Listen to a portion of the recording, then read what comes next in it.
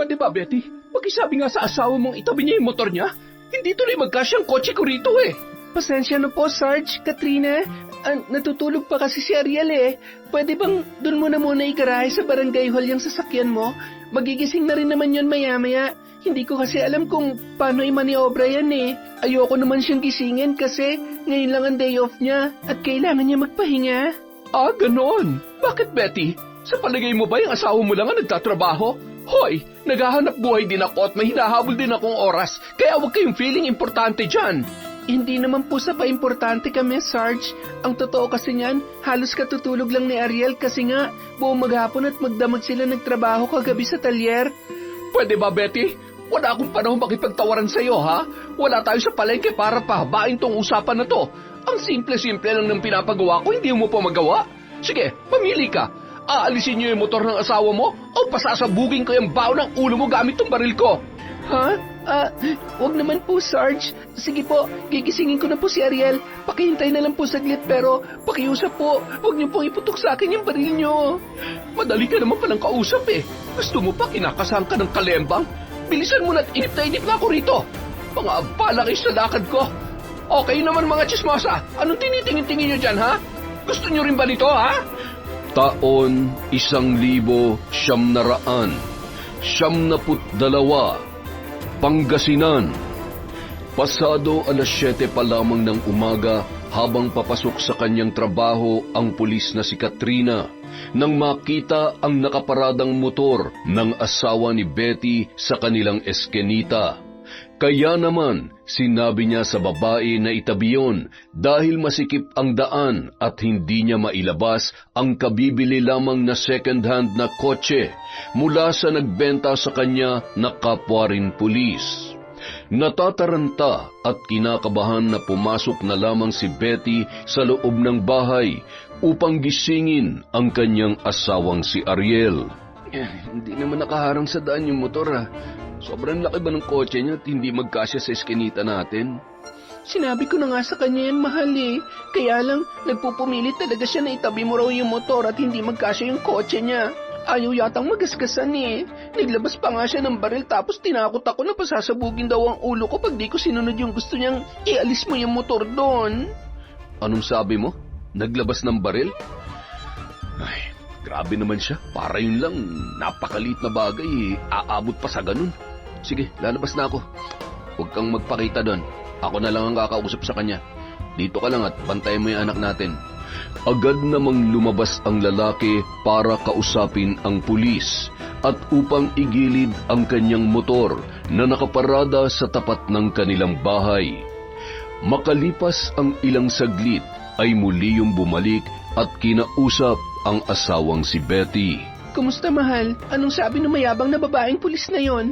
Nag-usap ba kayo? Ayun, tinabi ko na lang yung motor. Sobrang laki pa nung daan eh. Takot na takot lang magasgasan yung kotse niya. Bulok naman. Ay, ayaw ko na nga lang magsalita eh. Sa susunod, hayaan mo na lang siya magtatalak. Total, wala nang mamagagawa yan kung di mo siya pakikinggan. Ewan ko lang kung hindi magsawa yan sa kakasalita. Naistorbo pa tuloy yung tulog ko. Ilang araw na kasi siyang ganyan mula nang magkaroon ng sariling sasakyan. Hindi man lang marunong makipag-usap na maayos kaya nakakaubos din ng pasensya. Mahal, intindihin mo na lang. May mga tao talagang ganyan dahil nakasanayan na nila sa trabaho yung ganung paraan ng pananalita. Alin? Ang sumigaw? Mag-feeling boss? Hay nako, hindi ko alam na kasama na pala yun sa trabaho ng mga pulis ngayon ha? Ang magyabang at maghari-harian sa mga kalugar nila. O siya, tama na yan.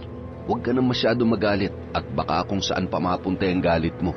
Baka mamaya niyan ako pang awayin mo bigla. Hindi naman mangyayari yun, no? Naiinis lang talaga ako dyan kay Katrina. Kaya lang, hindi ko magaong sabihin kanina kasi natakot ako bigla na lang siya naglabas ng baril eh. Pasensya ka na, mahal ha. Naabala pa tuloy yung pagtulog mo. O sige na, matulog ka na ulit. Wala yun, mahal. Siyempre, hindi ko rin naman papayagan na mapahamak ka at yung anak natin. Basta, nandito lang ako palagi at hindi ko kayo pababayaan, okay? O, sige na. Isingin mo na lang ulit ako mamaya kapag nakapagluto ka na ng almusal. Iidlip lang muna ako ulit sandali, ha? Saglit niyang niyakap ang asawa at gumanti naman yun ng yapos sa kanya, saka muling tumabi sa kanilang anak upang ituloy ang pagtulog. Matapos ay nagpunta na si Betty sa kusina at sinimulang magluto ng kanilang almusal. Habang abala sa pagluluto ay hindi niya mapigilang mapabulong sa sarili, dala pa rin ng pagkainis sa pulis na si Katrina. Napakawalang hiya talaga ng Katrina na yon. Kung makapagsalita para kaming hindi magkapit-bahay, baka nakakalimutan niya. Kami ang tumulong sa asawa niyang si Ian nung panahon na muntikan ng mamatay dahil sa dengue. Ay, ang mga tao talaga, oo. Ang bilis makalimot sa kabutihan na gawa ng kapwa nila at ang mas nakikita lang nila yung mga pangit at masasamang bagay. Kinabukasan, maagang nagising ang mag-asawang sina Ariel at Betty dahil may pasok na ulit sa trabaho ang lalaki. Kasalukuyang nasa kusina noon ang babae habang nagluluto ng almusal at nagkakape naman si Ariel sa labas ng pintuan at sumasagap na rin ng sariwang hangin. Mula sa eskinita ay narinig nila ang pag-alingaw-ngaw ng boses ng binatang si Butbot na nagtitinda ng pandesal at dyaryo tuwing umaga. Kumatok yun sa bahay ni Katrina. Pandesal at dyaryo po kayo riyan. Magandang umaga po, Sarge Katrina. Bili na po kayo ng pandesal. Bagong luto at bagay na almusal sa umaga. Hoy, ano ba yung ingay na yan, ha? Bakit ba nangistorbo ka? Alam mo naman natutulog pa ang mga tao eh. Tsaka alam mo ba kung anong oras pala ngayon, ha? Pasado 5:00 na po ng umaga, Sarge.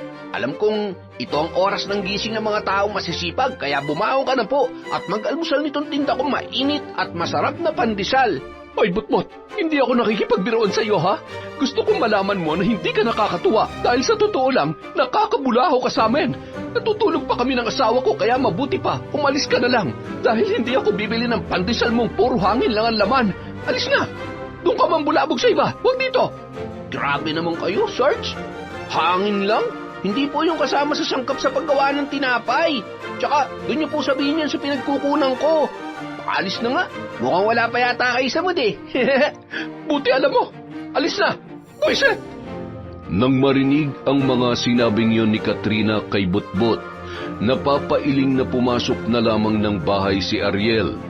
Tamang-tama naman na naghahain na ng pagkain si Betty, kaya umupo na lamang ang lalaki sa harapan ng lamesa. Wow! Mukhang masarap yan ah. Sinangag, tapos tinapat kamatis. Nako mahal, siguradong mapaparami na naman ang kain ko nito. Sige lang mahal. Alam mo bang almusal ang pinaka-importanteng pagkain sa buong maghapon? Lalo na sa mga kagaya mo nagtatrabaho buong araw. Kahit tanghalian o hapunan pa yan mahal, basta't ganitong pagkain, makakalimutan ko talagang mag-diet. Sus, walang diet-diet mahal. Kumain ka lang dyan. Oo nga pala, narinig mo ba yung mga sinabi ni Katrina kay Butbot kanina? Grabe talaga sama ng ugali ng babaeng yon, no? Hindi na lang niya suportahan yung maliit na pinagkakakitaan ng tao. Sa halip kung ano-ano pa mga pinagsasabi niyang masama. Oo nga nakakaawa naman si Butbot. Buti na lang hindi mabilis mapikon yung bata. Kung ako yon, baka binato ko na siya ng pandesal. Ganito na lang. Bawian na lang natin si Butbot. Kapag dumaan siya rito, bumili na lang tayo ng pandesal at dyaryo niya. Naisip ko nga rin yan, mahal eh. Teka, nasa na nga pala yon? Bakit bigla na lang nawala? Kanina lang nandun siya kina Katrina. Antayin na lang natin siyang bumalik. Nakita ko kasing umikot pa siya dun sa kabilang eskinita gamit yung luma at papugak-pugak niyang bisikleta. Ilang saglit pa ang lumipas. Habang magkasabay silang kumakain, narinig na nga nila ang boses ni Butbot mula sa tarangkahan ng kanilang bakuran at tinatawag ang kanilang mga pangalan. Tao po, Ate Betty, Kuya Ariel, pandesal po kayo riyan at samahan nyo na rin po ng dyaryo. Butbot, magandang umaga. Halika, pumasok ka na muna at bukas naman yan. Bibili raw si Kuya Ariel mo ng mga paninda mo. Magandang umaga rin naman po sa inyo, Ate Betty. Sige po papasok na po ako. Wala naman sigurong aso dyan, no? Pabili nga ng pandesal mo, halagang 30 pesos, tsaka isang dyaryo na rin ng makapagbasa muna ng balita bago pumasok sa trabaho mamaya. Aba, ayos Sige po. Eto po ang dyaryo at itong 30 pesos na pandesal. Teka, bakit po parang ang dami yata ng pandesal na binili nyo ngayon, Kuya Ariel? May bisita po ba kayo? Wala naman. Sa totoo lang kumain na talaga kami ng almusal pero gusto ko pa rin bumili ng paninda mo. Narinig kasi namin ng Ate Betty mo yung mga sinabi sa'yo kanina ni Sarge. Mukhang mainit ang ulo sa'yo ng sarhento na yun, Butbut Napaglilihihan ka yata. Oo nga po Ang aga-aga pero mukhang mataas na yata yung araw sa loob ng bahay nila kaya umabot na sa ulo niya. Tsaka, hindi naman po maglilihian. Kasi, tingnan nyo ilang taon na po ba sila nagsasama ni Kuya Ian? Pero hanggang ngayon, hindi man lang natin nabalitaan na nabuntis siya. Baka kaya mainit ang ulo dahil nabitin sa ginagawa nila kanina. Loko ka talaga. Sige ka, pag narinig ka nun, kakasahan ka nun ng baril. Naku, Kuya Ariel, yung mga taong lagi may hawak na baril, duwag yan sa totoong buhay. Subukan mong alisan ng sandata yan, ewan ko lang kung hindi yung magtago sa likod ng asawa niya. Hay, ewan ko sa'yo, Butbot. Magtinda ka na nga lang, ang aga-aga kung ano-ano mga pinagsasasabi mo dyan. Tama ka, Ate Betty. Hindi naman makakatulong sa hanap buhay ko yung taong yun, kaya makapagtinda na nga lang. Paano, Kuya Ariel? Mauna na po ako Ingat ka mamaya sa pagpasok. Pasensya ka na at hindi kita maisasabay dito sa bisikleta ko.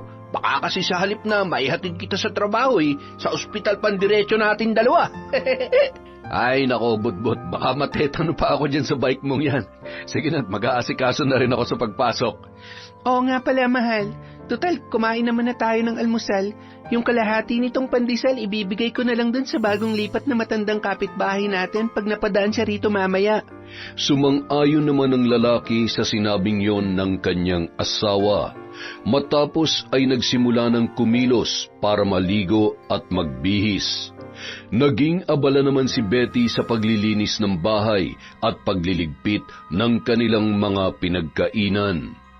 Makalipas ang ilang oras, habang nagwawalis sa kanilang bakuran at tamang-tamang kaaalis pa lamang ng kanyang asawa, ay nakita niyang nakabalandra sa gitna ng eskenita ang kotse ni Katrina habang nakaupo yon sa driver's seat. Halos sakupin na noon ang kabuuan ng kalye at parang walang pakialam sa mga dumaraan. Naglalakad noon ang matandang si Lola Claring para sana magpunta sa tindahan. Ngunit saglit yung napahinto sa harapan ng kotse, saka tilang nahihiyang tumitig sa pulis. Anong tinatayo-tayo mo riyan, tanda? Tsaka bakit ang sama yata ng tingin mo sa akin? May problema ba tayo, ha? Ay, pasensya na po. Pwede po bang makiraan dito sa gilid? Eh di dumaan ka. Pinagbabawalan ba kita? O baka gusto mong akayin pa kita, tanda? Ay, ano po kasi hindi ako makadaan sa gilid. Masikip na kasi ang daanan gawa ng may mga halamang nakatambak dun sa kabila. At saka nakabalagbag yung kotse ninyo. Pwede niyo po bang iusog ng bahagya? Kahit kaunti lang naman para magkaroon ng daanan ng mga tao. Napakababaw naman ang problema niyo. Ang laki-laki pa ng espasyong yan, Problema ba yon? Eh di yumuko ka. Isa pa, ang payat-payat mo naman kaya siguradong kaya mong pagkasyahin ng katawan mo dyan. Hindi na lamang nagsalita pa ang matanda. Sa halip ay tipid na ngumiti sa nakasimangot na si Katrina at pilit na pinagkasya ang sarili sa maliit na siwang ng daan patungo sa kabilang panig ng eskenita. Yan! Nagkasya ka naman, di ba? Ginagamitan kasi ng utak yan at hindi puro putak lang. Diyos ko naman, sa halip na itong makinang pinaiinit ko, baka mauna pang uminit ang ulo ko dahil sa mga tao rito. Mga walang utak. Makalis na nga, buwisit. Narinig at nakita ni Betty ang mga pangyayaring yon habang nasa loob siya ng gate at kunwari ay abala sa pagdadampot ng mga tuyong dahon. Kaya naman, hindi niya maiwasang mapabulong sa sarili dahil sa inis. Ang tindi na talaga ng sira ng ulo ng pulis na yon. Pati ba naman yung matanda hindi pinalampas sa kawalang hiyaan niya? Mabangga ka sanang lintik ka. Samantala, bagong lipat lamang sa kanilang lugar ang matandang si Lola Claring. Nagmula yun sa malayong probinsya at mag-isa lamang nang tumira doon. Agad na nakapagbukas ng maliit na tindahan ng uling at mga kahoy na panggatong ang matanda na siyang pinagkukunan noon ng pang-araw-araw na pangangailangan. Bagamat hindi pa sila nag-uusap ni Betty ay madalas na siyang makita ng babae sa tuwing dumadaan yon sa kanilang eskenita. Nang makabalik ang matanda at muling napadaan sa tapat ng bahay nila Betty, ay tinawag niya yon at pinalapit upang ibigay ang pandesal na kanilang binili kay Butbut. Sinamahan niya pa yon ng ilang sachet ng kape at balot ng asukal. Para sa inyo po yan, Lola. Pasensya na't yan lang ang kaya naming maibigay sa ngayon. Ay, nako, Iha. Maraming salamat dito. Sana'y hindi ka na nag-abala pa. Wala po yon. Palagi ko po kasi kayong nakikitang dumadaan dito sa tapat ng bahay namin. Kaya lang, nahihiya akong batiin kayo kasi baka hindi nyo ako pansinin. Ay, nako, ikaw naman. Bakit naman hindi kita papansinin? Ay, napakabait mong tao. Hindi lang talaga ako palabati kasi bukod sa malabo ng paningin ko wala pa rin akong masyadong kilala rito sa lugar ninyo. Hindi na po ngayon, Lola, kasi magpapakilala na po ako. Ako nga po pala si Betty, asawa po ako ni Ariel, kaya lang nasa trabaho po siya ngayon.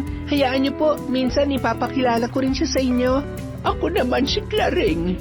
Doon ako nakatira sa maliit na tindahan ng mga uling at kahoy na panggatong. Magsasalita pa sana si Betty, ngunit narinig niyang umiyak ang kanilang anak mula sa loob ng bahay. Kaya nagmadali na siyang nagpaalam sa matanda at sinabing magkwentuhan na lamang sila sa ibang araw. Ngumiti naman yun at sinabing babalik na lamang din kapag may pagkakataon.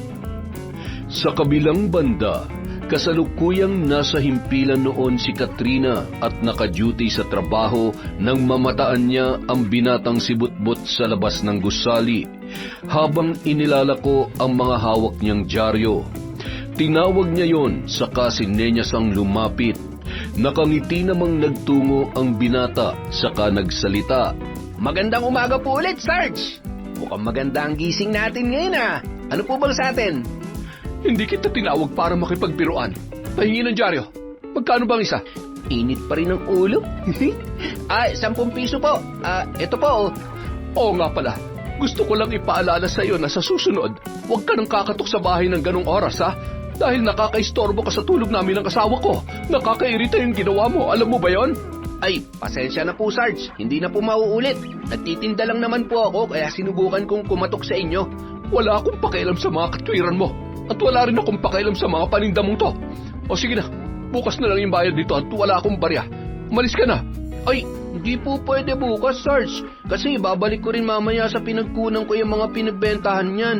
Babalikan na lang po kita mamaya sa hapon. Sigurado, meron na kayong barya nun, di ba? Bakit mo mas marunong ka pa sa akin? Baka gusto mong ipahuli kita dahil bawal yung ginagawa mong pagtitinda dito sa harapan ng tanggapan namin. Ano, gusto mo? Napapailing at napabuntong hininga na lamang si Butbut at wala nang nagawa pa kundi ang umalis. Totoo man o hindi na bawal magtinda sa lugar na yun, hindi niya na lamang kinontra ang mayabang na pulis sapagkat iniisip niya alam noon ang lahat ng bawal sa batas. Tuloy, hindi niya mapigilang mapabulong sa kanyang sarili. Napakadupang talaga ng pulis na yun. Kala mo presidente ng bansa kung makasta. Ang angas-angas, para bang hindi tatablan ng bala ng baril at patalim yung katawan niya. Karamang kasaan ng pulis kang balasuwas. Makalipas ang ilang araw, habang nagsasampay ng mga nilabhang damit sa labas si Betty, kumatok sa gate nila ang matandang si Lola Claring at nanghihingi yun ng dahon ng malunggay na nasa loob ng kanilang bakuran. Kayo po pala, Lola. Hali po kayo, pasok po kayo. Nako, pasensya na po sa itsura ko, Katatapos ko lang po kasi maglaba ano po ang sa atin? Ay, nako, ikaw naman, Betty. Wala yon. Huwag mong ikahiya ang itsura natin dahil tandayan ng kasipagan at pagiging responsableng may bahay. Siya nga pala, pwede bang makahingi ng dahon ng malunggay? Ilalahok ko lang sa lulutuin kong sinabawang isda. Dahon po ng malunggay? Oo naman po, pwedeng-pwede. Mukhang masarap ang ulam nyo ngayon, Lola Claring Sandali po ha, ako nang kukuha para sa inyo. Maupo po muna kayo. Nako, nakakahiya naman at naabala patuloy kita. Gusto mo bang tulungan na kita? Nako, wag na po. Kaya ko na to. Sanay naman po ako manguha nito kasi madalas rin ito ang inuulam namin mag-asawa. Agad namang umakyat si Betty sa hangganan ng kanyang maaabot para kumuha ng mga dahon ng malunggay. Ilang saglit pa, ibinigay niya na yon sa matanda saka nakipagkwentuhan habang nagpapahinga. Ayos na po ba yan, Lola? Kasya na po kaya yan sa lulutuin niyong ulam? Nako, sobra-sobra na ito, iha. Pero maraming salamat, ha. Ilalagay ko na lang yung matitira sa uulamin ko munggo sa susunod na araw.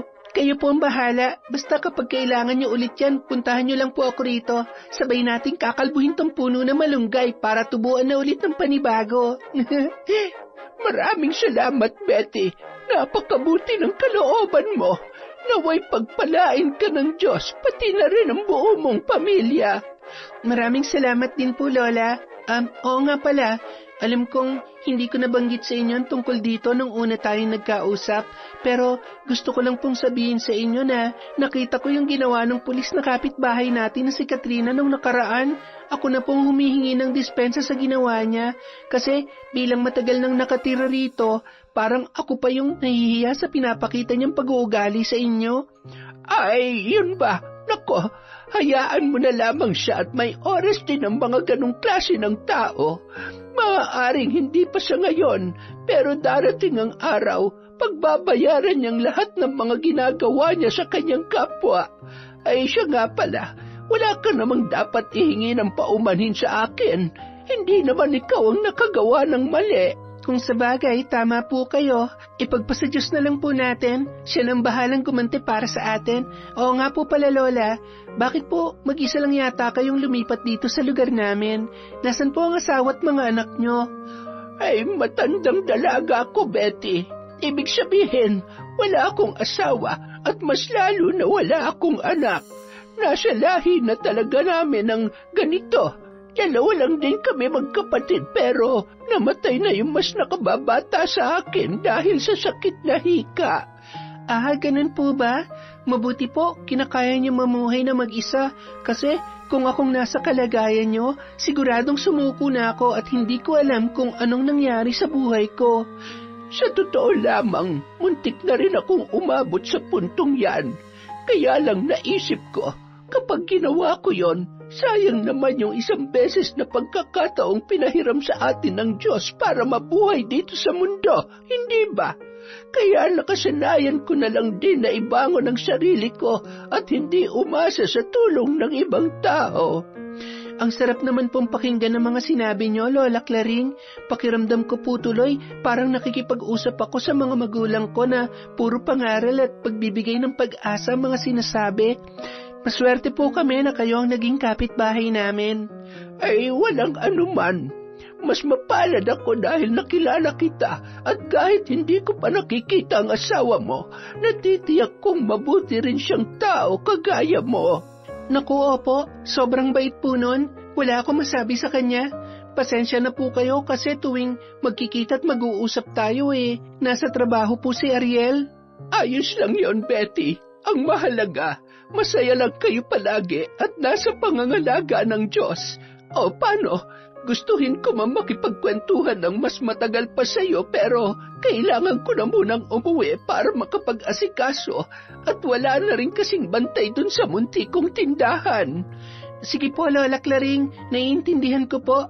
At wag po kayo mag-alala, mula ngayon, sa inyo na kami palagi bibili ng uling at gatong para sa pagluluto. Masayang nagpaalam ang matanda para umuwi. Naiwan naman si Betty para ipagpatuloy ang kanyang ginagawa. Nung hapon ding yun, nagkataon na sabay umuwi mula sa kani-kanilang mga trabaho sina Ariel at Katrina at magkasunod na pumasok sa eskenita. Sadyang nagpatiuna ang lalaki gamit ang kanyang motor. Nasa likuran naman ang pulis na nagmamaneho naman ng kanyang kotse. Sa hindi malamang dahilan, Galit na lumabas ng kanyang sasakyan si Katrina matapos ihintuyon sa tapat ng kanilang bahay saka sinita si Ariel. Sandali lang, Ariel. Nananadya ka ba talaga? Teka Sarge. Hindi kita maintindihan eh. Ano po bang problema? Wala naman akong natatandaang nagawang kasalanan sa'yo o sa mga tao rito sa atin. Ganon. So nagmamaang-maangang ka pa talaga. Alam mong dadaan ako pero sinadya mo magpatiuna. Para ano? Para ipagyabang yung bulok at pangkalakal mo ng motor? Sarge, wala akong ganong intensyon. Tsaka, pasensya na kung ganon ang iniisip mo ha. Ginawa ko lang yon para hindi mo ako mabangga sakaling kailanganin mong bumuelta o iatras yung kotse mo para magmaniobra. Walang masamang ibig sabihin yon. Gigil na tinitigan ni Katrina si Ariel matapos ay binuksan ang kanyang kotse at saglit na may kinuha sa loob. Nang muling lumabas ay hawak na noon ang baril at agad na ikinasa, saka itinutok sa lalaki at galit na nagsalita. Matigas ka ba talaga? Patunayan mo nga yan. Sa susunod na gawin mo pa ulit yon, itong baril ko nang sasalubong sa'yo. Naintindihan mo ba, kamoteng motorista? Tila binuhusan ng malamig na tubig si Ariel at hindi na nakagalaw habang nandidilat ang mga mata na nakatitig sa hawak na baril ni Katrina. At dahil natanaw ni Betty ang asawa mula sa loob ng bahay, nagmamadali at nag-aalala siyang lumabas saka nagtungo sa kanyang asawa upang alamin kung ano ang nangyayari at hinihingal na nagsalita. Mahal, teka, ano nangyayari dito? Bakit hawak mo na naman yung baril mo, Sarge? Pakiusap, ibaba mo yan. Baka may putok mo ng di oras. Takot pala kayo eh. Ano? Nanginginig na yung mga tumbong nyo, no? Talagang ipuputok ko to kapag ipinagpatuloy nyo pa rin ang pakikipagyabangan sa akin. Para sa kaalaman nyo, sa lugar na to, walang iba may karapatang magyabang. Ako lang. Nagkakaintindihan ba tayo? Opo, Sarge. Naiintindihan po namin. Pasensya na kung may nagawang mali ang asawa ko. Mahal, halika na. Pumasok na tayo sa loob. Kung ako sa inyo, pumasok na talaga kayo bago pa dumanak ang dugo sa eskinitang to. Naghihimutok man sa galit, wala nang nagawa pa si Ariel kundi ang sumunod sa asawa nang igiya siya nito na pumasok sa loob ng bahay. Doon ay saka inilabas ng lalaki ang sama ng loob at init ng ulo para sa pulis na si Katrina. Heto ang tubig, mahal. Uminom ka muna. Huwag mo na lang kasing intindihin yon. Sabi ko sa'yo, high blood ka lang sa pulpul na sarhentong yun eh. Nakakabwisit na kasi. Nakakalalaki na masyado. Porke ba pulis siya, dapat ganun na siya umasta. Ngayon naiintindihan mo na kung ano nararamdaman ko kapag naiinis ako sa babaeng yon. Hayaan na lang natin siya, mahal. Diyos na lang ang bahala sa kanya. Alam mo, hindi naman dating ganyan ang ugali niya, lintik na yan eh. Pero simula nung makabili ng luma at second-hand na kotse, natunog bangka, akala mo kung sino nang makaasta. Mahal, alalahanin mo, may anak tayo. Kapag idinaan natin sa init ulo ang mga bagay-bagay, baka madamay pa siya. Ikalma mo muna ang sarili mo, okay? Sige, ipagluluto na lang kita ng paborito mong sinigang na hipon para naman makahigop tayo na mainit na sabaw, tsaka gumaan yung dibdib mo, ha? Ano pa nga ba magagawa ko kundi ang palampasin na naman yung kayabangan nun? Tsaka, tama ka. May anak tayo at kailangan din natin siyang protektahan. Salamat, mahal ha. Huwag ka mag-alala. Pipilitin kong ikalma ang sarili ko. Alang-alang sa inyo ni baby. Tila nahimasmasan naman ang lalaki at napabuntong hininga na lamang, saka yumakap sa kanyang mag-ina. Nang gabing yun, masaya nilang pinagsaluhan ang masarap at paborito ni Ariel na sinigang na hipon. Samantala, kinabukasan, habang nasa bahay si Katrina at naghahanda para pumasok sa trabaho, ay galit pa rin siya sa mag-asawa habang napapabulong sa kanyang sarili. Itong mga kapitbahay kong engot at walang alam, akala yata nila hindi ko sila papatulan. Mga baliw, hindi ba nila alam na isang putok lang sila sa akin? Nang mga sumunod na araw, naging maayos naman ang lahat. Kahit papaano, nagagawa na nilang iwasan at hindi pansinin ang mga patutsyada at pagpaparinig ng mayabang na pulis na si Katrina sa tuwing mapapadaan yon sa tapat ng kanilang bahay. Ngunit isang hapon, nakita ni Betty na tila may mga taong nagsisipuntahan sa bahay ng babaeng pulis. Nang subukan niyang mag-usisa sa tindahan na malapit sa kanila, ay napag-alaman niya. Nakaarawan pala ni Katrina kaya maraming dumarating na bisita. Maya-maya, umuwi na rin ang kanyang asawa at nagtataka yun na nagtanong, "Kumusta ka, mahal?"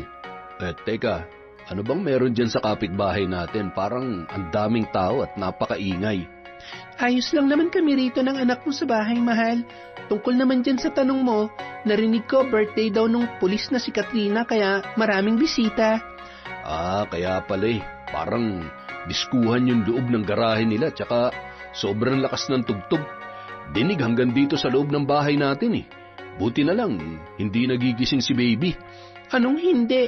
Kanina pa nga yun paulit-ulit na nagugulat eh. Kinakarga ko na lang para patulugin ulit. Ang ingay rin kasi ng videoke nila. Hindi na lamang nila pinansin ang ingay sa labas na nagmumula sa bahay ni Katrina. Isinara na lang nila ng maigi ang mga bintana at pintuan nang sa ganun ay mabawasan kahit papaano ang ingay na pumapasok doon. Ngunit nang mas lumalim na ang gabi at sumapit ang lagpas 12:00 ay nagpatuloy pa rin ang malakas na pagpapatugtog ng kapitbahay. Sinabayan pa yon ng malalakas na sigawan, tawanan at panakanakang masigabong palakpakan na animoy nasa isang pambansang pagtitipon. Kaya naman hindi na nakatiis pa si Ariel at nagpaalam sa asawa para saglit na lumabas upang kausapin ang pulis na si Katrina. "Sandali lang, mahal ha. Kakausapin ko lang. Anong oras na Ang ingay pa rin nila. Hindi nila iniisip yung mga tao may trabaho pa bukas." Mahal, hayaan mo na lang kaya. Maya-maya lang siguradong matatapos na rin yan. Huwag kang mag-alala, kakausapin ko lang si Sarge. Papakiusapan ko na kung pwede hinaan nila yung pagpapatugtog at bawasan na rin yung mga sigawan. Huwag kang mag-alala, babalik din ako agad. Yun nga ang eksaktong ginawa ng lalaki. Ngunit laking pagkadismaya niya nang makausap si Katrina. Sa halip na hinaan ang kanilang pag-uusap, nagalit pa yun sa kanya at pinagsabihan siya ng hindi magagandang salita. "Nakikiusap lang naman po ako, Sarge, kasi may trabaho pa ako bukas. At sigurado naman akong hindi lang ako. Yung iba nating mga kapitbahay kailangan pang gumising na maaga mamaya." Bakit hindi sila nagrereklamo? Ikaw lang to masyadong pakialamero kasi naiinggit ka sa party ko. Alam mo kung bakit? Kasi hindi mo kaya mag-celebrate ng birthday na ganito rin kabongga. At isa pa ha, para sa kaalaman mo, hindi basta-basta lang yung mga bisita kong nasa loob. Karamihan sa kanila ay kilala sa politiko at mula sa mga mayayamang angkan. Mawalang galang na po, Sarge ha. Wala naman po akong pakialam sa mga bisita mo at kung sino man po sila. Ang sa akin lang, sana naman ay pahinaan naman ng kaunti yung tugtog tsaka yung mga boses na nagsisigawan. Baka kung pwede bawasan na lang. Bakit? Makokontrol ko ba lahat ng mga bibig nila para pigilan magsalita at magsisigaw? At anong gusto mong gawin namin sa tugtog para hindi mag-ingay? Gusto mo ba gumamit kami ng tigi-tigisang earphones? Ano bang katangahan na naman yan, Ariel? Tatanungin nga po kita, Sarge. Kung ikaw po kaya nasa kalagayan namin mga nakakarinig ng ingay ninyo, ano po kayang gagawin at magiging reaksyon ninyo? Ay nako, Ariel, tigilan mo nga ako sa mga paandar mo, ha? Kahit kailan talaga panira ka eh. O baka naman gusto mo lang humingi ng handa ko. Huwag ka mag-alala dahil kapag may natira bukas sa pagkain ng mga aso namin, ibibigay ko sa inyo. Kaya mabuti pa umalis ka na. Sasagot pa sana si Ariel, ngunit narinig niyang inawat na siya ng kanyang asawa na noon ay hindi niya namalayan na nakasunod na pala sa kanya. Hinawakan siya noon sa braso bago hinarap si Katrina saka nagsalita. Mahal, tama na yan. Umuwi na lang tayo. Sarge, pasensya na po ha. Hindi lang po yata makatulog tong asawa ko sa ingay. May pasok pa po kasi siya bukas eh. Pero kung hindi pa po kayo tapos, okay lang. Mahal, tara na sa loob ng bahay. Ay naku, nagsama pa talaga yung mag-asawang mangyan. Makabalik na nga lang sa loob at baka makita pa ako ng mga bisita kung kausap kayo eh. Magtaka pa sila kung bakit nakikipag-usap ako sa mga unggoy na katulad nyo. Tche! Kahit gigil na gigil, wala na lamang muling nagawa si Ariel kung hindi ang ikuyom ang kanyang mga kamao at mapasuntok sa hangin. Inawat naman siya ni Betty at mahinahon na pinapasok muli sa loob ng bahay. Pinilit na lamang nilang matulog ng gabing yon at tinakpan ng unan ang kanilang mga tainga. Kinabukasan, maaga pa lamang maingay na sa eskenita nila Betty dahil sa mga batang naglalaro at nagkukulitan. Dahil doon, nagising si Katrina at galit na galit lumabas ng bahay saka nagbuhos ng tubig kung saan naroroon ang mga kabataan.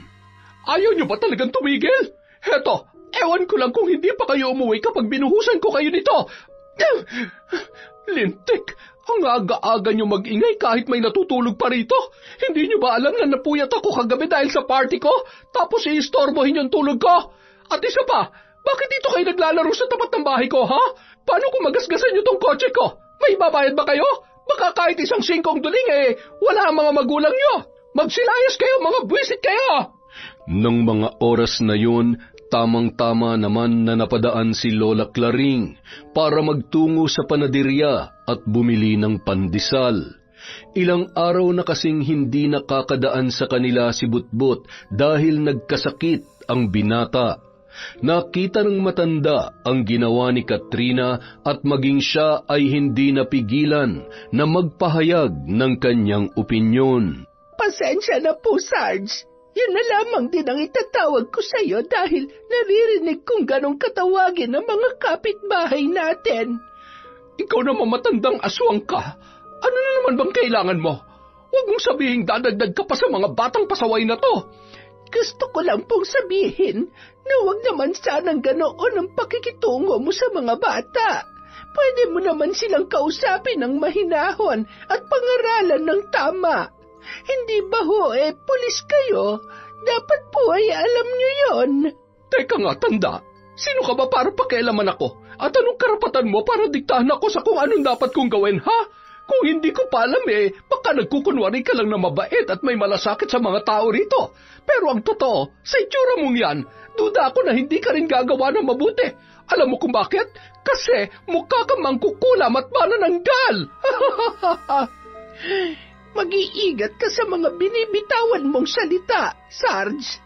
Dahil baka isa sa mga araw na ito, magkatotoo ang mga yan. O, kita mo na? Di ba tama ako? Sa totoo lang, unang kita ko pa lamang sa iyo nung pagdating mo sa lugar namin. Duda na talaga ako sa pagkatao mo. At alam kong balak mo na maghasik ng lagim dito. Pero syempre, dahil isa kong magaling at maaasahang pulis, hindi ko hahayaan na gawin mo yun sa akin. Matapos sabihin ng babaeng pulis ang mga salitang yon, biglang tumitig sa mga mata niya si Lola Claring na tila ba pinag-aaralan ang kanyang kabuuan. Hindi yun kumukurap at bumubulong sa hangin ng mga salita na tanging siya lamang ang nakakaunawa. Maya-maya ay inis na tinanong siya ni Katrina. Oh, bakit mo ako tinititigan? Maganda ba ako? Matagal ko nang alam yon, kaya huli ka na sa balita, gurang na mukhang aswang. At kung plano mo akong kainin at isunod sa mga biktima mo, huwag mo nang tangkain, dahil bago mo yun magawa, uunahan na kita. Alalahanin mo, isang bala lang ang magpapahinto sa hininga mo, tanda! Maging masaya ka sana sa mga susunod pang araw, Sarge. Mga bata, magsiuwi muna kayo at doon na lamang kayo sa bahay ninyo maglaro. Mukhang mainit ang dugo sa inyo ng kapitbahay natin. Pagpasensyahan nyo na lamang muna. Inis na tinapunan ni Katrina ng masamang tingin ng matanda bago galit na pumasok sa loob ng kanyang bahay at pabagsak na isinara ang pintuan. Napapailing na lamang si Lola Claring saka nagpasyang umuwi na. Kinabukasan, habang nasa opisina si Katrina at kasalukuyang naka-duty sa trabaho, napansin siya ng lalaking utusan at pinagkakatiwalaan sa loob ng gusali na si Joko. Ikaw pala, Joko. Oo nakakainis kasi yung mga kapitbahay ko dun sa tinitiran ko. Mga pakialamero at panira ng araw. Nako, Sarge. Sa tingin ko, kailangan mo ng pampakalma. Tamang-tama, may alam akong bagong pagkukunan ng magandang klase ng... Alam mo na, yung pinapagulong sa makintab. Mukhang kailangan ko nga yan ngayon Pero teka, hindi ba tayo sasablay dito? Ikaw naman, Sarge. Kailan ba ako pumalpak sa mga transaksyon natin? Dating gawi, malinis, walang bakas, at walang aninong maiiwan. Sigurado yan. Sige, ikuha mo ko.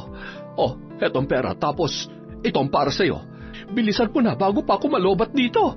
Ayos to, Sarge Pang 1 linggong budget ko na sa pagkain to. Salamat Huwag ka mag-alala, mabilis lang ako. 5 kurap lang ng mata mo, nandito na ulit ako.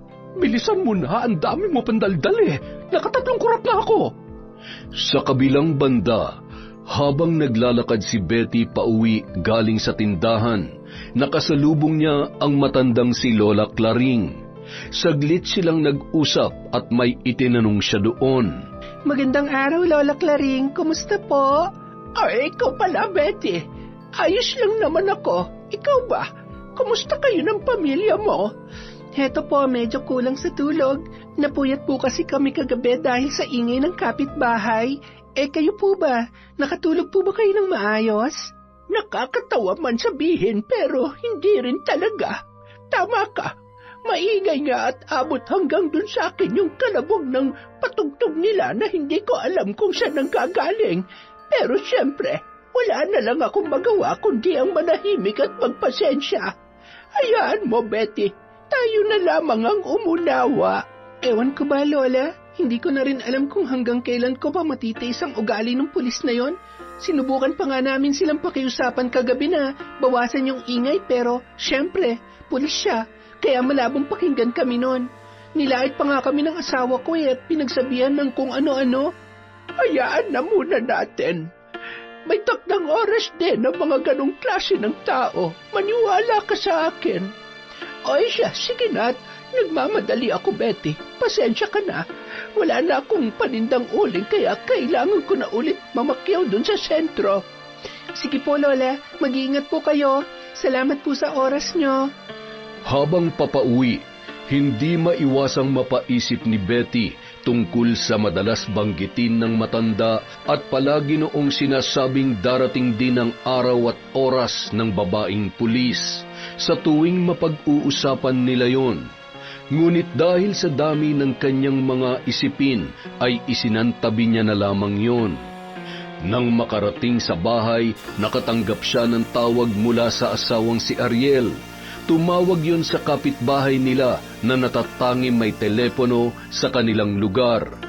Sinabi ng lalaki na marami silang kailangan tapusin trabaho kaya gagabihin siya ng uwi. Naunawaan naman siya ni Betty kaya hindi na nagtanong at nag-usisa pa ang babae. Nang hapon ding yun, pagdating ni Katrina galing sa trabaho ay malakas niyang pinabusina ang sasakyan ng sunod-sunod. Saka pinarada sa harapan ng kanilang gate. Lumabas siya mula roon na nakasukbit ang baril sa kanyang bewang. Tamang-tama naman na dumadaan si Lola Claring galing sa sentro para magpa-deliver ng mga panindang uling. Nang makita ang matanda ay naiinis yung sinita ni Katrina. Ikaw na naman, tanda. Bakit ba palagi ka nalang paharang-harang sa dinaraanan ko? Alam mo, inis na talaga ako sa iyo tuwing makikita kita Hindi ko nga alam kung bakit sa dinami-dami ng lugar, dito mo pa talaga napiling tumira. Pasensya ka na. Wala akong oras makipag-usap dahil inaabangan kong dumating yung mga pinapahatid kong paninda buhat sa sentro. Maiwan na po muna kita, Sarge. Huwag kang ang bastos pag kinakausap kita, tanda. Gurang ka na, di ba? Kaya dapat alam mo na kung anong tamang asal. Pero bakit parang wala kayatang pinagkatandaan, ha? Hinablot ni Katrina ang braso ng matanda at bigla yung pinaharap sa kanya. Ngunit dahil matanda na ay agad na nawalan ng balanse si Lola Claring. Kaya natumba yun at paupong bumagsak sa lupa. Nakita naman ni Betty ang mga pangyayari, kaya mabilis niyang tinungo ang matanda at tinulungang makatayo bago galit na hinarap si Katrina. Ano ka ba naman, Sarge? Mawalang galang na sa'yo, ha? Pulis ka ba talaga? Kasi mukhang naubos na yata yung respeto sa katawan mo dahil kahit sa matanda, wala ka na ring modo. Wow, ang tamis Bakit, Betty? Mag-ina ba kayo niyan at ganun mo na lang ipagtanggol? Kung sa bagay, bukod sa magkamukha kayo, pareho na rin kayo ng pagkatao. Mga walang alam at aanga-anga. Betty, iha, hayaan mo na lamang siya. Huwag mo nang patulan. Huwag ka mag-alala at ayos lamang naman ako. Salamat sa pag-alalay sa akin para makatayo. Hindi, Lola. Sumusobra na kasi yung pulis na yan eh. Napakayabang at akala mo kung sino. Nagkaroon lang ng katiting na pwesto at titulo sa trabaho eh. Akala mo pag mamay-ari niya ng buong mundo, biglang naging basura yung pag-uugali. Ah, ganon ha? Eh di sige, ipaliwanag mo yan dito sa baril ko. Mabilis na hinugot ni Katrina ang kanyang baril mula sa kanyang bewang at itinutok yon ng malayuan kay Betty. Natatawa at dali-dali namang lumapit si Betty sa kanya, saka hinawakan ang dulo ng baril at siya na mismo ang nagtutok noon sa sariling noo, habang hinihingal sa galit na nagsalita. Yung baril mo na palagi mong pinagmamalaki? Sige nga, iputok mo ngayon. Ayan, nakatutok na sa noo ko. Ako na mismo naglagay para hindi ka na mahirapan pa. Sige na, Katrina, iputok mo na. Nakakawala ka ng respetong lintik ka. Oh, bakit ayaw mo iputok?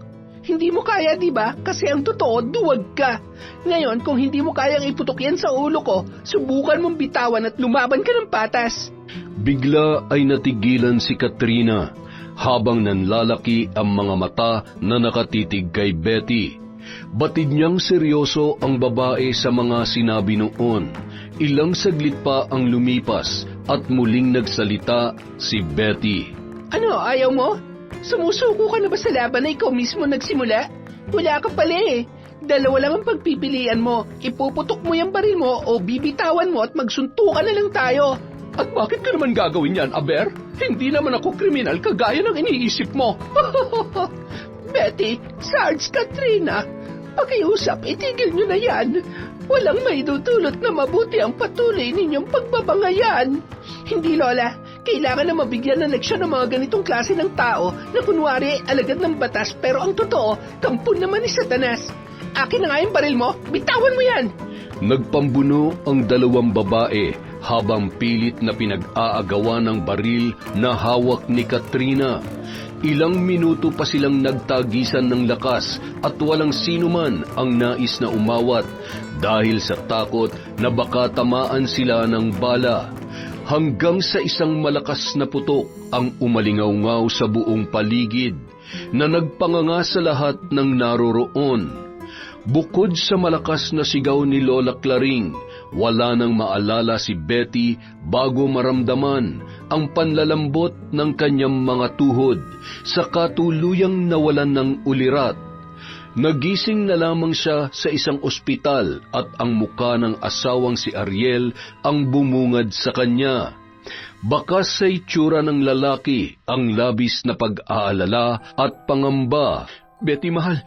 Diyos ko, mabuti naman at nagising ka na. Kumusta ang pakiramdam mo? Mahal, masakit lang ang ulot ibabang bahagi ng katawan ko. Tsaka nauuhaw ako. Pwede mo ba akong painumin ng tubig? Oo naman, saglit lang at ikukuha kita. Oh, heto, inumin mo. Kailangan mong magpagaling at magpalakas, mahal, ha? Salamat sa Diyos at ligtas ka na. Nasaan ang anak natin? Nasaan si baby? Shh! Huwag ka na mag-alala sa kanya. Iniwan ko muna siya kay Lola Claring habang nandito tayo. At huwag ka na rin masyadong magsalita dahil alam ko na ang lahat. Ikinuwento niya na rin sa akin ang pangyayari. Si Lola Claring din ang tumawag ng tulong para madala ka dito sa ospital. Ganun ba? Nasaan siya ngayon? Gusto ko magpasalamat sa kanya. Umuwi na muna sila ni baby. Hindi kasi pwede magtagal dito yung anak natin dahil bawal siya makalanghap ng iba't ibang amoy ng gamot. Huwag ka mag-alala, ha? Ang mahalaga, ligtas ka na sa ngayon at kailangan mo na lang magpagaling. Salamat, mahala. Salamat din kay Lola Claring sa pagmamagandang loob na tumawag ng tulong para madala ko rito. Pero ano raw bang lagay ko? Sasagot pa sana si Ariel nang biglang bumukas ang pinto ng silid at pumasok ang doktor na sumuri at gumagamot kay Betty. Isang nakakalungkot na balita ang ipinaliwanag noon sa kanila na tila bombang sumabog sa pandinig ng mag-asawa. Magandang araw. Mabuti naman at nagising na ang pasyente. Nais ko lamang pong ipaalam na nagkaroon ng matinding pinsala ang maselang buto sa kabilang bahagi ng binti ng pasyente at nangangailangan po ito ng masusing pagtutok at atensyong medikal. Hindi totoo to. Panaginip lang ang lahat ng to. Mahal, sabihin mo hindi totoo to nangyayari ngayon. Mahal, pakiusap. Kumalma ka muna. Dok, gaano po ba katagal ang magiging gamutan bago siya makarecover? Tsaka, makakapaglakad pa po ba siya? Napabuntong hininga muna ang doktor bago tumingin sa hawak na papel at pinirmahan yon. Saka muling tumingin sa kanila at mahinahon na nagsalita. More or less 3 hanggang 6 na buwan ang kailangang hintayin bago siya muling makalakad. Pero ang worst case scenario, depende sa pangangalaga ng pasyente. Pwedeng umabot ng 1 taon o higit pa kung hindi niya tutulungan ang kanyang sarili. Hindi! Sinungaling ka! Hindi ka tunay na doktor! Mahal, ano ba? Huminahon ka nga. Doktor ang kausap natin at kailangan natin magtiwala sa kanya. Pasensya na po, Dok. Nagulat lang po ang asawa ko sa narinig niya. Wala po kayong dapat ihingi ng paumanhin, mister. Hindi na bago sa amin ang mga ganitong pangyayari. Huwag kayong mag-alala. Pwede nyo na siyang ilabas bukas para sa bahay na lamang siya pagalingin. Sige po, maiwan ko na muna kayo at marami pa akong aasikasuing pasyente. Nang makaalis ang doktor, hindi na mapigilan ni Betty ang sarili at agad na yon na nag-hysterical. Mabuti na lamang at napipigilan ni Ariel ang kanyang pagwawala hanggang sa tuluyan na yung kumalma matapos ang malakas na pagsigaw at pag-iyak, saka pigil ang galit na nagsalita. Kasalanan tong lahat ng hayop na pulis na yon. Siya ang dahilan kung bakit ako nandito. Sana pinatay niya na lang ako gaya ng inuutos ko sa kanya. Pero dahil duwag siyang tao, hindi niya kayang gawin yon. Isa siyang demonyo. Huwag ka mag-alala, mahal. Hindi kita iiwan. Hindi kita pababayaan at palagi lang ako nasa tabi mo. Mabilis lang lumipas ang 6 na buwan o 1 taon. At kahit mas tumagal pa ron, hindi ako magsasawa at mapapagod na alagaan ka. Pagsisilbihan ko kayo ng anak natin. Maraming salamat, mahal. Salamat dahil nandyan ka sa tabi ko dahil siguradong hindi ko na alam ang gagawin ko kung wala ka. Akong gagawa ng paraan para gumanti sa lintik na babaeng yun. Hindi ko pa alam kung paano pero... Basta, ipinapangako ko sa iyo. Magbabayad siya sa ginawa niyang ito. Niyakap na lamang nila ang isa't isa habang sabay na umiiyak. Nung mga oras na yun, tanging ang mga puso lamang nila ang pinakamatibay nilang sandata para magpakatatag at patuloy na lumaban. Samantala, habang nasa bahay at magkausap ang mag-asawang sina Katrina at Ian ay hindi nila maiwasang magtalo tungkol sa nagawa ng babaeng pulis.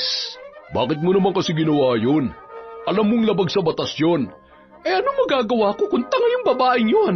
Alam naman niyang baril yung hawak ko lumapit pa siya at hinawakan niya pa. Di naputukan siya. Mabuti nga hindi ko pinatamaan sa ulo Hindi yun ang punto dito, Katrina. Ang tanong, bakit mo kasi ginagamit yung baril na yun kahit hindi oras ng trabaho? Hindi ba dapat nilalabas mo lang yun bilang depensa at hindi para makipag-away? O kaya naman manakot ng tao? At dapat alam mo yan dahil pulis ka. Teka nga, Ian. Bakit ba parang mas kinakampihan mo pa yung babaeng yon? Siya naman talaga may kasalanan, hindi ba? Pasensya ka na. Hindi ko kinakampihan si Betty o kung sino man. Asawa kita kaya alam mong nasa panig mo ko. Ang sa akin lang, nag-aalala ko para sa kaligtasan at reputasyon mo bilang pulis. Baka i-demanda ka ng mga yon. Sila? Magdedemanda? Nagbibiro ka ba? O sadyang hindi mo lang naririnig yung mga pinagsasabi mo? Paano nila gagawin yun Kahit pagkain at pang-araw-araw na pangangailangan, hikaw sila. Anong perang ilalabas ng isang pipitsuging mekaniko at babaeng palamunin lang ng asawa niya? Sige nga! Sana nga hindi nila maisipang magreklamo sa korte. Dahil pag nangyari yun, tsak makukulong ka at siguradong matatanggal ka sa pwesto. Huwag kang praning dyan. Hindi ako natatakot patanggal sa serbisyo. Alam na alam kong hindi mangyayari yun. Baka nakakalimutan mo, marami akong kadikit na malalaking pangalan at malalakas sa hanay namin. At hindi mabubura ng lintik na kasalanan kong ito, yung dedikasyon at tagal na paglilingkod ko sa tungkulin bilang pulis. Tandaan mo yan! Sana nga hindi mo pagsisiyan sa bandang huli ang ginawa mong ito, Katrina. Natatawa na lamang na iniwan ng babaeng pulis ang kanyang asawa bago dinampot ang bag na nakapatong sa sofa. Sa kapakanta-kanta pa na pumasok sa kanilang silid. Naiwan namang mag-isa sa sala si Ian habang tila kinakabahan at napapailing na lamang. Sa kabilang banda, habang nasa ospital ay nagpaalam sandali si Ariel sa kanyang asawa para umuwi at kumuha ng mga gamit. Mahal, uuwi muna ako saglit sa bahay ha. Kukuha lang ako ng konting damit mo. Kasi hanggang bukas pa tayo mananatili rito. Sisilipin ko na rin si baby. Baka umiiyak na yun at hinahanap na tayo. Sige, mahal. Mag-iingat ka, ha? Bumalik ka agad. Oo naman. Hindi ako magtatagal. Hintayin mo ako rito, ha? Nang makarating sa kanilang lugar, pigil ang galit na dinaanan niya ang bahay nila Katrina at pinukol ang gate noon ng malaking tipak ng bato. Lumikha yun ng ingay, ngunit walang sino mang lumabas mula sa loob ng bahay. Doon naisip niya na baka nasa kani-kanilang mga trabaho ang mag-asawa. Sa inis ay napabulong na lamang siya sa kanyang sarili. Walang hiya kang pulis ka, demonyo ka, wala kang kaluluwa, hindi ka tao. Magpasalamat ka dahil wala ka rito ngayon, dahil kung sakaling naabutan kita, baka magilitan kita ng leeg na hayop ka. At dahil walang tao sa bahay ng kanyang pakay, dumiretso na siyang umuwi para kumuha ng mga gamit. Nang makarating doon ay nagmamadaling inimpake ni Ariel ang mga importanteng bagay na dadalhin sa ospital. Matapos mailagay sa isang bag ang mga yon, nagpasya na siyang magtungo sa bahay ni Lola Claring para kumustahin ang matanda at ang anak nila ni Betty. Diyos ko, Ariel, anak, mabutit na padalaw ka. Kagabi pa ako nag-aalala para kay Betty. Kumusta siya? Kumusta ang lagay niya? Sumaglit lang po ako rito, Lola, para silipin ang anak natin at para mag-abot na rin ng kaunting perang panggastos ni baby. Alam ko pong hindi madaling alagaan ng anak namin, lalo pa nga at magtatatlong taon pa lamang siya. Huwag po kayo mag-alala. Ligtas po si Betty. Nako, huwag ka na mag-alala tungkol sa anak ninyo. Natutulog na siya dun sa kwarto ko at maayos ang lagay niya rito. Gamitin mo na lamang yung pera para sa mga gastusin. Alam kong mas kailangan nyo yan sa mga oras na ito. Masaya akong malaman na maayos na ang lagay ng asawa mo. Magpakatatag kayo, Ariel. Sabihin mo sa asawa mo na huwag kalilimutang magdasal palagi sa Diyos. Maraming salamat po, Lola. Huwag po kayo mag-alala. Ipaparating ko sa kanya ang sinabi ninyo. Pero may mas mabigat pa po kasi kaming problema eh. Ha? Ano ang ibig mong sabihin? Anong problema yan? Isa-isang isinalaysay ni Ariel sa matanda ang tungkol sa sinabi ng doktor at kung gaano kalubha ang pinsalang idinulot noon sa kanyang asawa. At maging yon ay hindi rin mapigilang magalit at manggigil kay Katrina. Maya-maya pa, kinausap niya si Ariel at muling tinanong, Walang kapatawaran ang ginawa niya kay Betty. Napakasama niya. Ano naman ang plano mo ngayon? Gayong napakalaki pala ng perwisyon dinulot ng lintik na pulis na yon sa asawa mo. Buo na po ang desisyon ko, Lola Claring. Ididimanda ko ang babaeng yon. Magsasampa ako ng kaso laban sa kanya. Demanda? Kaso? Sa palagay mo ba'y makakamit natin ang katarungan sa ginawa ni Katrina dahil lang sa pagsasampa ng reklamo? Yun lang po ang tanging paraan na alam ko para mapanagot ang hayop na yun. Naniniwala ako na makukulong siya pagkatapos ng tamang proseso sa korte. Ariel, anak, makinig ka sa akin. Walang kasiguruhan ang plano mong yan. Malaki ang posibilidad na ibasura lamang ng korte ang reklamo mo dahil pulis ang kalaban ninyo.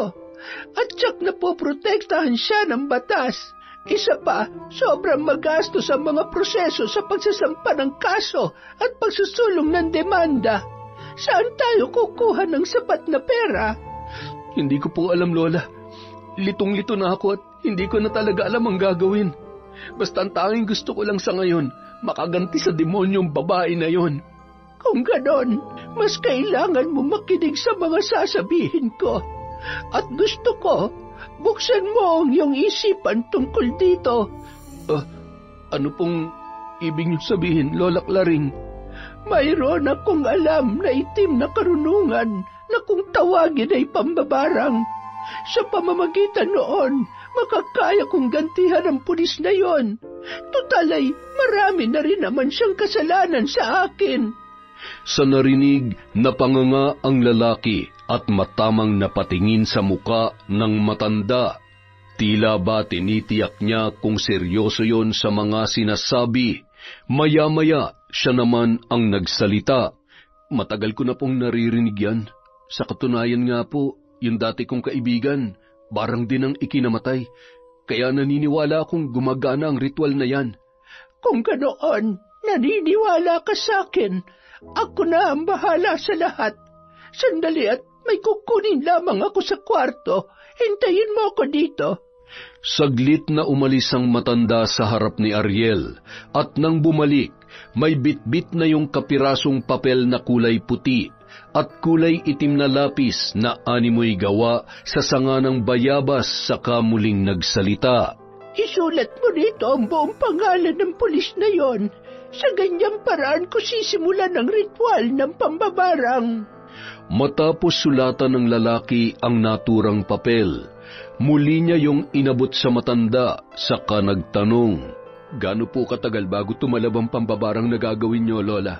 Kung gugustuhin ko'y kaya kong biglang kitlin si Katrina. Pero mas nais kong pahirapan muna siya sa pinakamasakit na paraan. Gawin niyo po lahat ng nararapat na parusa para sa babaeng yan, Lola. Walang kapatawaran ang ginawa niya sa asawa ko. Hayaan mo't ako na ang bahala.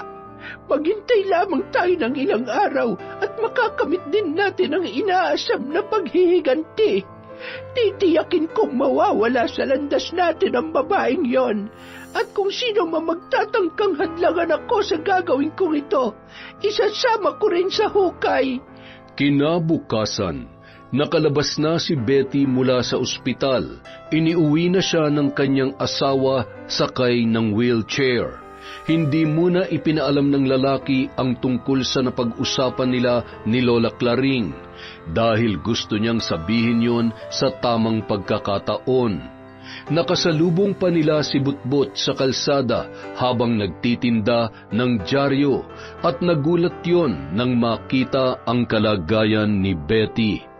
Nang magtanong ang binata kung ano ang nangyari, inilahad naman ni Ariel ang lahat sa kanya. Buwis talaga yung polis na kapitbahay niyo yung kuya. Bukod sa mayabang ay buraot pa. Kriminal pa pala. Oo nga pero hayaan mo na. Bilang na ang araw nun. Bakit bibilangin mo pa, kuya? Pwede naman ngayon na. Gigil na rin ako sa babaeng yun eh. Kung makaasta, kala mo, hindi alagad ng batas. Hindi ako titigil hanggat hindi nakakapaghiganti sa kanya. Hintayin niya lang na gumaling ako. Dudurugin ko lahat ng mga buto niya sa katawan. Pagpagaling ka na, Ate Betty. Sasamahan kitang resbakan yung halimaw na yun. Matagal na rin akong buwisit dun eh. Sige na, Butbut. Kailangan na naming umuwi para makapagpahinga na rin ang ate mo. Mag-iingat ka at sana'y maubos ang paninda mo. Nagpaalam na rin noon ang binata at nakangiting naglakad papalayo. Nang mga unang araw, hindi naging madali para kay Ariel ang lahat ng responsibilidad na nakaatang sa kanya. Dahil bukod sa pumapasok na ulit siya sa trabaho, inaalagaan niya pa si Betty pag-uwi at inaasikaso ang kanilang anak. Mabuti na lamang madalas na nagpupunta sa kanilang bahay si Lola Claring para samahan ang kanyang mag-ina kapag siya ay nasa trabaho. Mahal, pasensya ka na kung hindi kita matulungan ngayon, ha? Hayaan mo, sisikapin kong magpagaling agad para hindi ka na mahirapan. Huwag mo na munang isipin ang bagay na yan, mahal. Ang mahalaga, gumaling ka. At tandaan mo palagi na hindi kita pababayaan.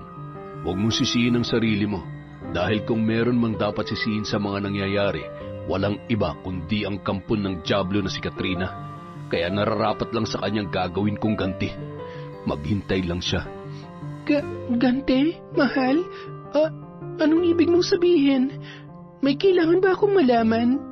Dahil sa pagkakadulas sa nasabi, biglang natauhan ng lalaki, ngunit huli na ang lahat para bawiin yon. Kaya't ipinagtapat niya na sa asawa ang tungkol sa pambabarang na ipinagawa niya kay Lola Claring laban sa pulis. Agad naman yung naunawaan ng babae at natuwa pa nang malamang sa wakas ay makakaganti na sila kay Katrina. Makalipas ang 1 linggo, napansin nila na palagi lamang nakahimpil sa tapat ng bahay ng babaeng pulis ang sasakyan. Patunay na hindi yun nagagamit at hindi umaalis ang may-ari. Isang umaga, habang nagpapaaraw si Betty sa labas ng kanilang tarangkahan, kasalukuyang nagpapaalam sa kanya si Ariel para magtungo sa trabaho ay nakita nilang may dumating na ambulansya sa mismong harapan ng bahay ni Katrina. Tingnan mo, mahal, bakit may ambulansya sa tapat ng bahay ng pulis na yon? Sinong dadalhin sa ospital? Hindi ko rin alam, mahal eh. Tsaka, pansin mo bang parang hindi na umaalis yung sasakyan na yan? Palagi na lang yan naandyan. Oo, mahal. Sa ilang araw na pagpapainit ko rito sa labas, palagi ko lang yan nakikita dyan. Parang hindi na yata nagagamit. Nasa ganoon silang pag-uusap nang makitang isinakay sa ambulansya si Katrina. Payat na yun, halos butot balat na lamang at tila hinang-hina ang katawan. Agad na nagkatinginan ang mag-asawa at batid na nila sa isip kung ano ang dahilan ng pagkakaganoon ng babae. Nang makaalis si Ariel, agad na kumalat ang usap-usapan sa kanilang lugar tungkol kay Katrina. Ayon sa mga kapitbahay, ilang araw na raw na hindi nakakapasok ang pulis dahil sa matinding pananakit ng buong katawan. At madalas na idinadaing ang pananakit ng ulo at sikmura, hanggang sa mawalan na yon ng ganang kumain, dahilan ng pagbagsak ng kanyang katawan. Makaraan ng ilan pang mga araw, muling ibinalik sa bahay si Katrina dahil wala umanong nakikitang dahilan ang mga doktor para manatili yon sa ospital. Ngunit kinabukasan, nalaman nila ang sagot mula sa binatang si Butbut. Ate Betty, Kuya Ariel, may ibabalita ako sa inyo. Tsak, matutuwa kayo. Ha? Ano na naman ba yan? Tungkol saan? Tungkol dyan sa tukmol na pulis na patolang kapitbahay nyo. Diba, doon ako nagtitinda ng dyaryo sa tapat ng istasyon nila. Nalaman ko na malala na raw ang lagay ng Katrina na yan. Ha? Teka, totoo ba yan? Bakit? Paano mo naman nasabing malubhana? Narinig kong usap-usapan doon ng mga kapwa niya pulis eh. Naglalagas na raw yung buhok ni Madam Katrina tapos nagiging kulay dilaw na parang buhok ng mais. Tsaka yung balat daw niya ay nanunuyot at nagbabakbak na parang naaagnas. At hindi lang yun, sobrang payat na raw at mukhang kalansay na. Totoo pala yung naririnig kong usap-usapan dito. Kaya pala matagal na siyang hindi nakakapasok sa opisina at kaya pala labas-pasok na rin siya sa ospital. Bagay lang yun sa kanya. Kung tutuusin, kulang pa yun sa lahat ng kasamaan at perwisyo na gawa niya sa lugar natin at sa mga tao. Pero maghintay na lang tayo at darating din ang katapusan ng babaeng yan. Ay, teka muna ha. Mag-iikot-ikot muna ako at baka hindi maubos tong mga binebenta ko. Lagot ako kay bossing. Sige na, Ate Betty ha. Kuya Ariel, alis na muna ako. Babalitaan ko na lang ulit kayo kung ano man ang masagap ko. Kinagabihan, habang mag-isa sa kanyang bahay si Lola Claring, muli niyang isinagawa ang pagtatapos ng ritual ng pambabarang para kay Katrina. Halos magdadalawang linggo na rin niyang pinahihirapan ng babae mula nang simulang gawin ang ritual. At nang gabing yun, napagpasyahan niya ng tapusin ang paghihirap ng pulis na kanyang binibiktima. Huwag ka mag-alala, Katrina. Sa gabing ito, tutuldukan ko na ang iyong pagtangis at paghihirap dahil tuluyan ko nang kukunin ang iyong buhay. Mula sa bayong nalagayan ay inilabas niya ang luma at naninilaw na manika na gawa sa tela. Mayroon yung kulay dilaw na buhok at sabay na kinuha ang kulay itim na kandila na may nakaukit na sinaunang letra sa palibot. Tinalian niya ng kulay itim na sinulid ang leeg at tiyan ng naturang manika at pinatakan yon ng kandila. Kasunod, inilabas niya ang malaking garapon na naglalaman ng mga uod, linta at bubuyog. Isinilid niya doon ang manika sa katinakpan. Matapos yon, ipinatong niya sa kanyang palad ang papel na sinulatan ng pangalan ni Katrina, saka nagsimulang dasalan ng mga orasyon habang nakapikit ang kanyang mga mata. Agad na kumalat ang amoy ng kandila at ng tila na bubulok na langis sa buong kabahayan. Naging maligalig ang mga pusa at nagtakbuhan sa bubungan ng kanyang bahay.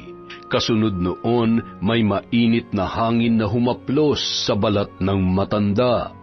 Animoy nakakapasok, nakakasunog, at tila isang init na nagmumula sa dagat ng apoy mula sa impyerno.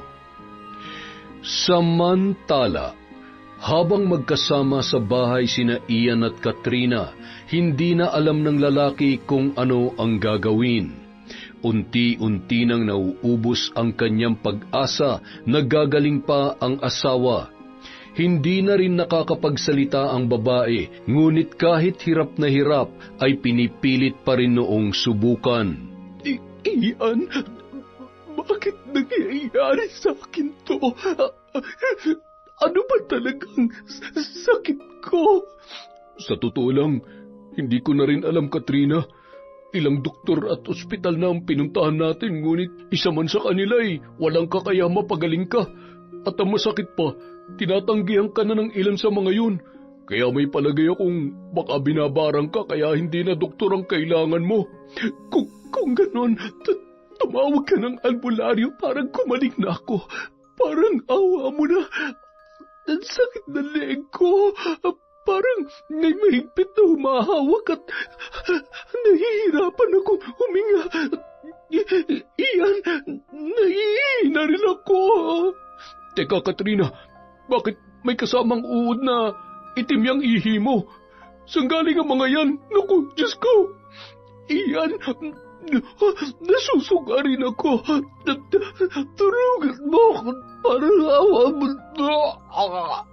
Ngunit sa pagbuka ng bibig ng babae, agad na lumabas mula roon ang matataba at malulusog na linta, dahilan para mabilaukan siya at halos maubusan ng hininga.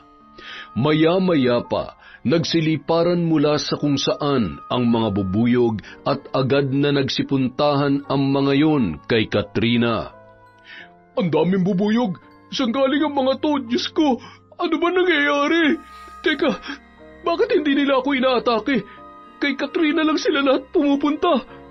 Nang makadapo sa balat ng babae ang mga insekto, agad na pinagkakagat noon ang buo niyang katawan, hanggang sa unti-unti ay naubos yun na animoy nilantakan ng hindi maipaliwanag na nilalang.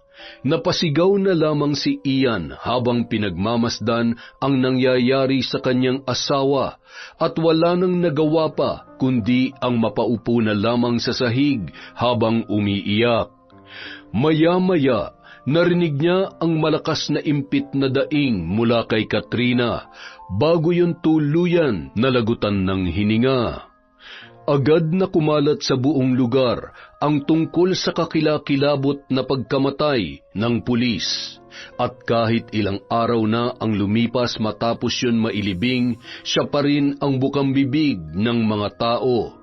May ibang nagsasabi na mabuti ngayon sa kanya at ang iba naman lihim na nagdiriwang sa nangyaring pagkamatay, sapagkat maging sila ay hindi rin gusto ang ugali ng babaeng pulis nung yon ay nabubuhay pa. Maraming salamat po sa tulong nyo, Lola Claring. Alam po namin na masama ang bagay na pinagawa namin sa inyo at maaaring kayong magpasan ng kaparusahan dahil doon. Pero naniniwala po kami na sa isang banda, mauunawaan ng Diyos kung bakit namin ginawa ang bagay na yon. Ako man po ay hindi rin masaya sa dinadala kong galit na hanggang ngayon ay nasa dibdib ko pa rin. Ngunit malakas ang pananalig ko sa Diyos na isa sa mga araw na ito, tuturuan niya ako at aakayin patungo sa kaliwanagan ng isip at lubos na kapanatagan ng aking puso. Hindi masamang mag-asam ng katarungan na dulot ng kasamaan ng iba. Walang sino man sa atin ang ninanais na maging biktima. Ngunit dahil sa kasamaang nangingibabaw mula sa ibang tao, nagagawa natin maghiganti at magkasala. Ngunit tanging pagpapatawad na lamang sa ating sarili ang nararapat para yakapin ang tunay na kapanatagan ng ating diwa. Makalipas ang ilang buwan, tuluyan ng gumaling at muling nakalakad si Betty. Naging tahimik na rin ang kanilang lugar at wala nang kinatatakutan ang mga residente mula sa katauhan ni Katrina. Malaya na ring nakakapaglaro at nagtatakbuhan ang mga bata at masayang minamalas ang kanilang kumusmusan. Samantala, nagpasya ang mag-asawang sina Ariel at Betty na doon na lamang sa bahay nila patirahin si Lola Claring at namuhay sila ng sama-sama na parang isang tunay at buong pamilya. Yon! Maraming salamat po ulit sa walang sawang pakikinig. Pasensya lang po ulit kayo, sobrang busy lang po ni Enteng ngayon. Babawi po ako sa susunod na upload. Maraming salamat po ulit mula sa Kwentong Enteng.